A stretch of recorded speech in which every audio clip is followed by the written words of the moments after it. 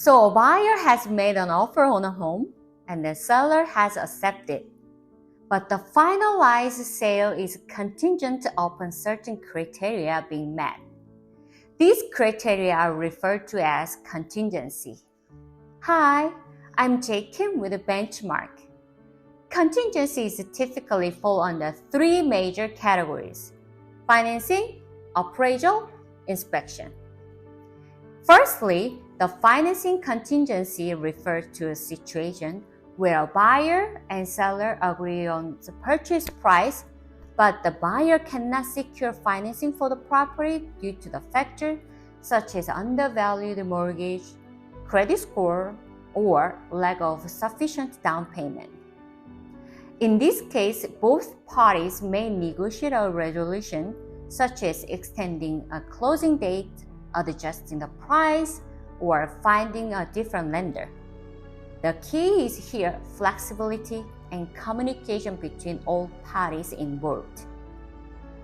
If the buyer is still unable to secure a mortgage with a specific time frame or under agreed upon terms, they can still be out of the contract without facing penalties. Second, including appraisal contingency in a contract is crucial for buyers as well, because they are agreeing on the purchase price before they know how much the home is truly worth.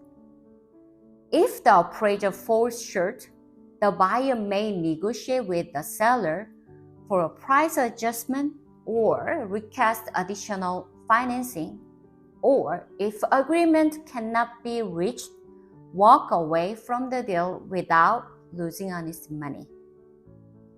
This contingency protects the buyer from overpaying for the property and ensures the lender is willing to finance the home at the agreed upon price. Crazy sellers market in 2022, the appraisal contingency was waived a lot of times, and buyers have to make up for the difference between appraisal and purchase price out of pocket. Lastly, inspection contingency are very important for buyers, as this will allow them to back out of purchase if the inspection comes back with unfavorable news. In regards to inspection in our area, typical inspections: home inspection, roof, and termite inspection. And if your home has a septic or well, expect for inspection to be done on those as well. Depending on where you live, the buyer may want to have other inspection like mold, HVAC, and soil, etc. It depends on what is customary due to the problems or issues that typically arise in the area you live. If significant problems are discovered, the buyer can negotiate repairs with a seller or request a price reduction, or in extreme cases, withdraw from the contract without forfeiting their honest money. This contingency provides the buyer with the opportunity to ensure the property is in acceptable condition. The contingency time frames are agreed upon in the initial contract, and in most cases are around 7 to 10 days. But in some cases, you can have no contingency if you wanna write a really aggressive offer. Once you remove your contingency, your deposit is at risk.